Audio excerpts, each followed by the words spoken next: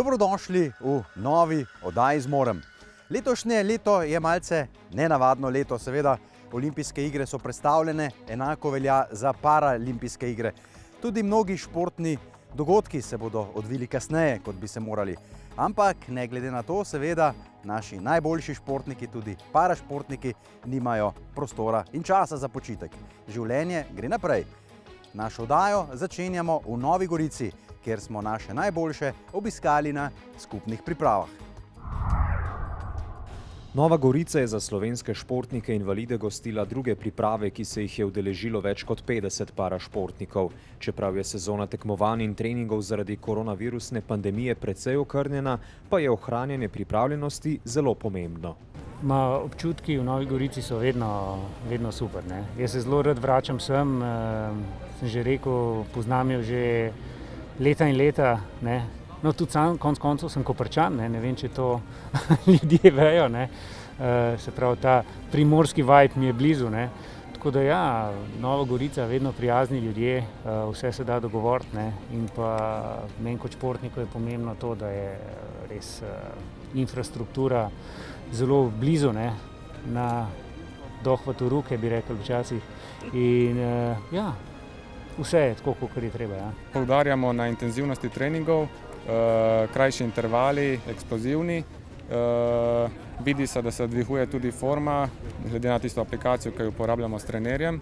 In ko sem rekel občutek, da sem z ročnim kolesarjem v zavetrju in podobno prehitevanja, vsekakor dobrodošlo pred dirko. Ja, skupinske priprave so v bistvu vedno zelo zanimive.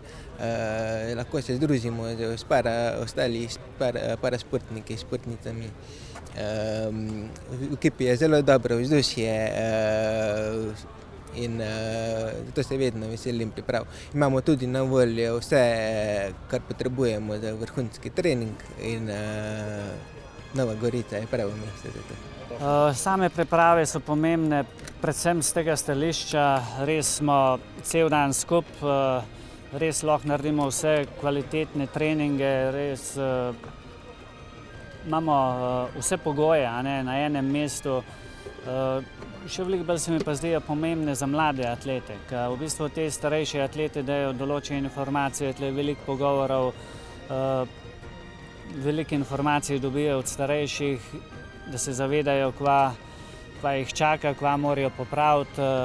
Za samega trenerja je pa meni v bistvu še toliko lažje, ker imamo res vse na enem koncu. Jaz se velikokrat vozim z enega konca Slovenije na drugega, da naredim z enim atletom en trening, pa potem nazaj v Ljubljano z drugim, tako da mi veliko časa vzame.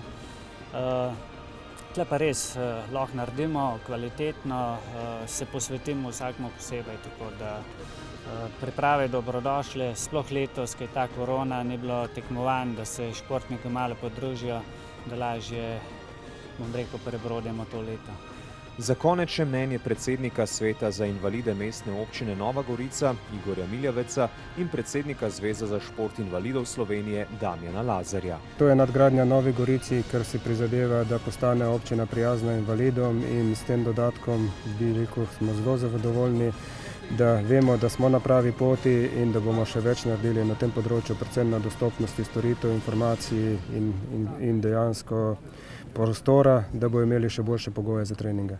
Predvsem zadovoljstvo športnikov, zato v bistvu mi počnemo to, se trudimo in poskušamo nekako zdaj zadržati te priprave v tradicionalni organizaciji naše zveze.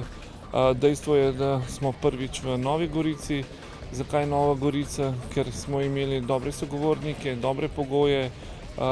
Ta infrastruktura, ki je nekako v okrožju, se pravi naše namestitve, je zelo pomembna in ljudje, ki upravljajo z njo, imajo posluh in so pripravljeni pomagati, da se naši športniki v tem okolju dobro pripravljajo.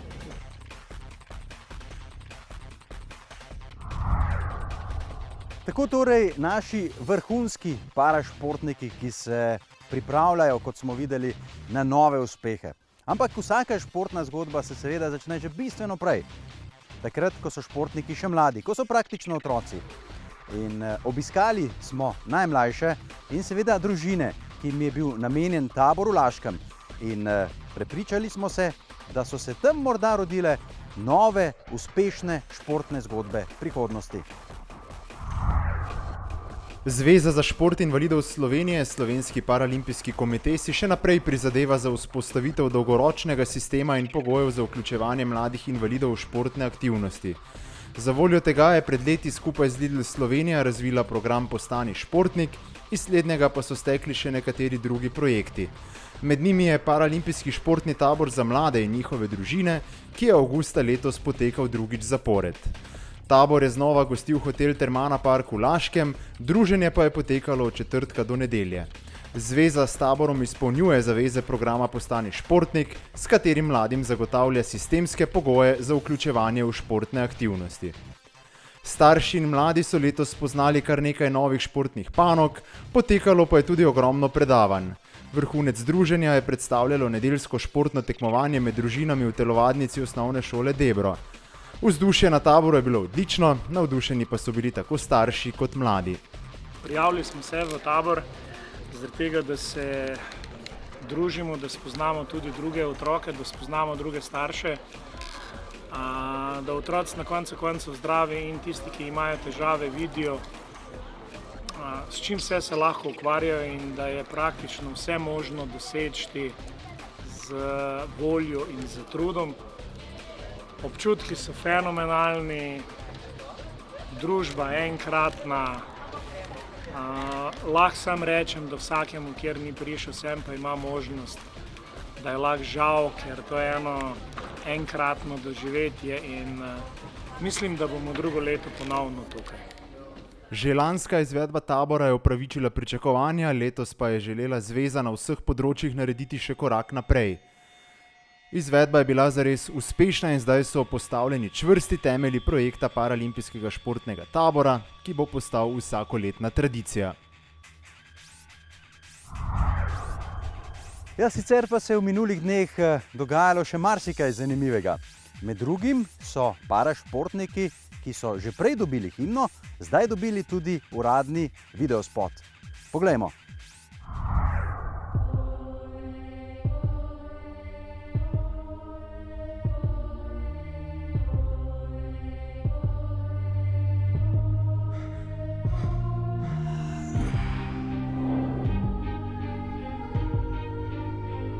Jovo, da me not, to mora iti ven iz mene.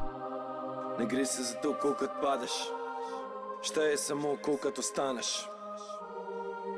koliko to verjameš, koliko močno v to verjameš, na polno noto to verjamem, daj, 5 zjutraj že ostanem, brez budilke v glavi imam alarm, evo me, jaz sem pripravljen na nov dan, nov tempo in nov flow imam, pripravljen vedno, to ni game, to je moj life. Gremo, to je naš fight, skupaj pišemo legendo, to je naš cajt. Dan se ga hara, vidi ste vara, tle se ne špara, polna dvorana, čaka na zmaga. Moje srce, moja država, moji ljudje, moja zastava, stisnem zobe, do konca se gre, tukaj se čudeže čara.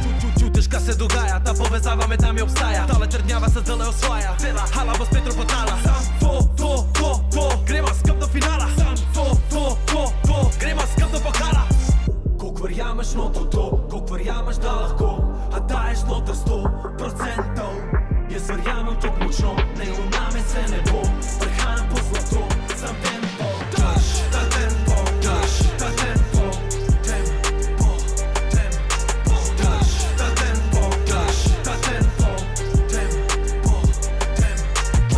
Life je na hard, včasih ne zbiraš kart, še kolikrat bo mogel nazaj na štart, alej naprej, kar boje, pust od zad, poglej srce, noter skriva se prvak, in gre kot vlak, zdaj te za proti napad, na koncu teme je light, mogoče zgubil sem bitko, sam bom tu da fight, mam to volo in mind, jaz mam kontrolo in grind, mam za sabo ekipo, vsi imamo isti vibe, boljši ka average shit, naš tempo je savage kid, kad dam noto vse, kar mam nastane, tak magic trik, levi krik, kar vidiš je levi ring, vse kar vidiš in slišiš je noto meno limp, štenge do štenge, vse do legende, tempo visoka, triglavske scene, dneve in tedne in mesece in leta, vse do atleta, čelah jaz, polah tudi ti, evo štafeta za nove ljudi, prišel bo stit sem energy, prišel bo stit sem legacy. Koliko verjameš noto to, koliko verjameš, da lahko, a daješ noter 100%.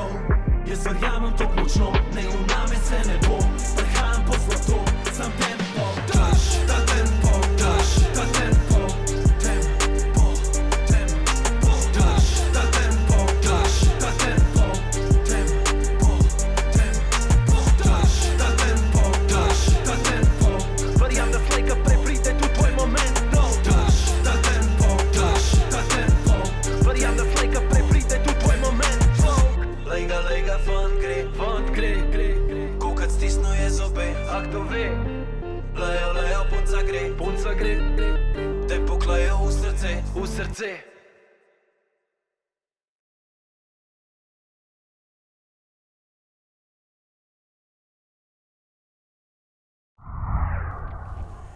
In že smo pri naši standardni rubriki, to je rubrika 1 na 1, kjer se kolega Matic Burazer skupaj športniki invalidi preizkuša v najrazličnejših športnih aktivnostih. Poglejmo, kako se je odrezal na košarkarskem igrišču.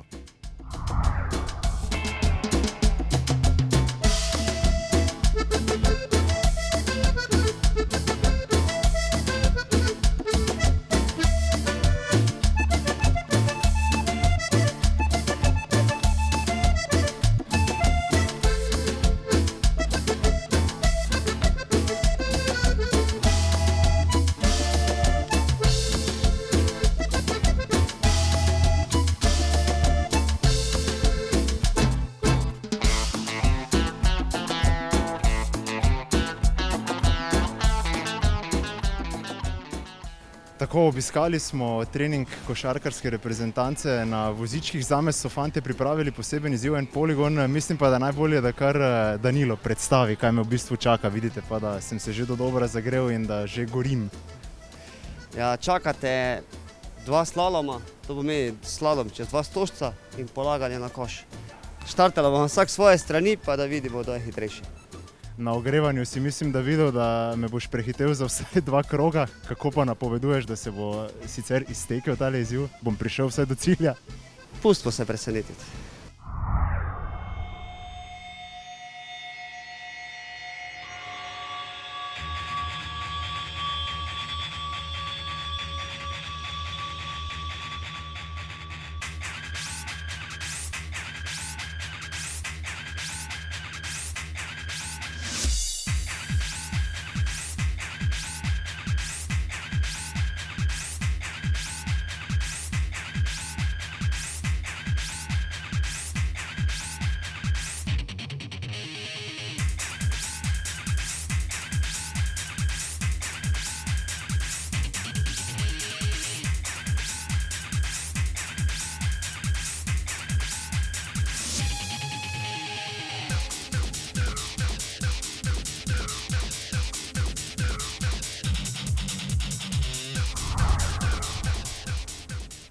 Tako, test je bil zahteven z eno prilagoditvijo zame, ker če bi šli na to, da jaz vodim žogo, mislim, da bi bili tukaj do naslednjega dne.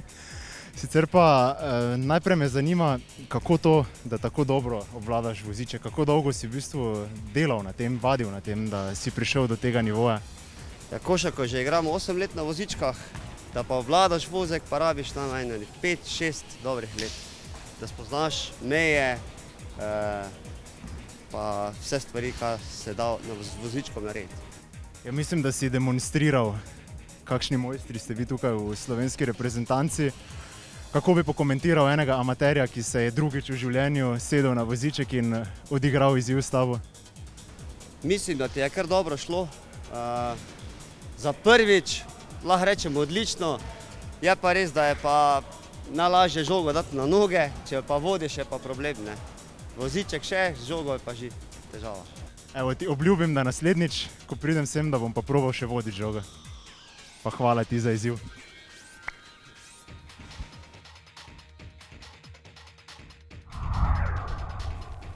V naslednjih minutah bo z nami Franjo Izlakar, eden naših najboljših parašportnikov.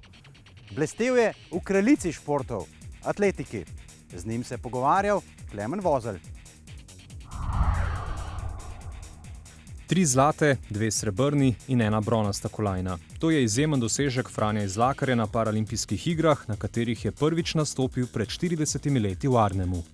Prve moje paraolimpijske igre leta 80 na Nizozemskem, to se vedno spominjaš. Takrat sem bil 15-letni mladenič in profesor športne vzgoje Rajko Vute v Kamniku mi je rekel, zakaj ne bi poskusila, ne?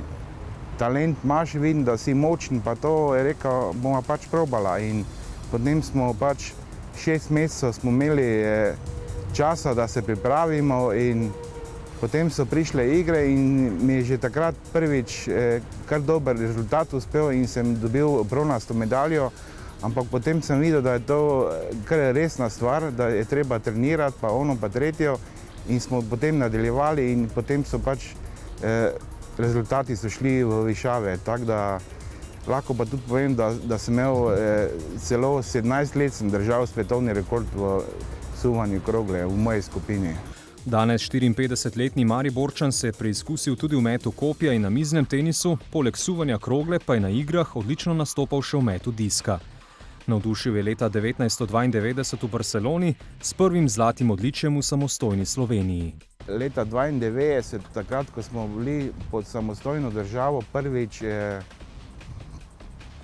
takrat mi je res uspel velik meč, če lahko tako rečem, kajti noben ni pričakoval še zlate medalje v metu diska, ne, ampak vsi so računali, Franjo ima mogoče, ne, sigurno kako medaljo v suvanju krogle, ampak jaz sem potem to vse presenetil in celo mojega tekmovalca, Avstrijca, ne, on je bil tak zmeden takrat, ko ni vedel, da sem mu prevzel mesto, se pravi prvo mesto, da je sploh izgubil se celo na stadionu, tako da sploh ni vedel, kako bi reagiral, ne. Toliko je bil presenečen, ker vedno me je premagal za par, 3-4 metre včasih, ne, ko smo se srečevala po dolgih letih na evropskih, svetovnih pa paraolimpijskih igrah, ampak takrat sem pa ga resnično presenetil in tudi sam sebe sem presenetil in celo reprezentanco. Za konec Franjo Izlakar, ki si želi, da bi se danes več mladih invalidov preizkusilo v atletiki, v kateri ima Slovenija uspešno zgodovino, še o svojem vzdevku v času bogate športne kariere. Seveda, šport mi je dosti dal, da sem se lahko družil s prijatelji, spoznal nove spoznanstva po celem svetu, tako da recimo Brazilci pa to, pa kaj jaz vem, Nizozemci pa drugi Američani, to smo se veselili, ko smo se potem čez 4 leta spet srečali, tako da anekdota je pa bila taka, recimo jaz kot recimo, rečemo tam 120 kg sem imel takrat recimo, ne, od 110 do 120, so mi potem dali ime Mali Miško, ne. Čeprav sem bil po strukturi, pa to ne tako Mali Miško, ampak bolj veliki Miško, bolj slonček, ne, ampak to se je potem govorilo, še danes se včasih spominjamo, ko rečemo, da so me imenovali Mali Miško, ne.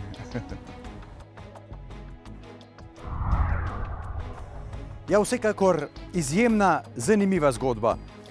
Prepričan sem, da bo navdihnila tudi marsikaterega športnika, ki se šele odpravlja na tisto pravo tekmovalno športno pot.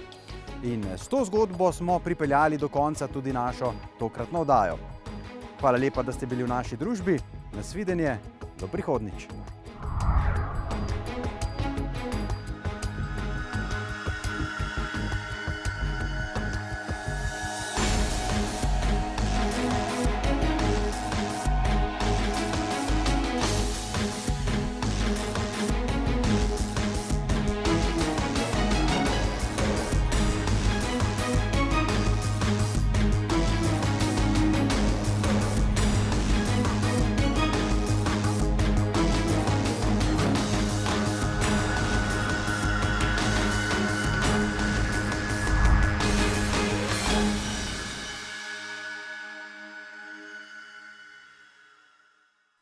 Oddajo sta omogočila Sportklub in Lidl Slovenija. Ustvarimo boljši svet.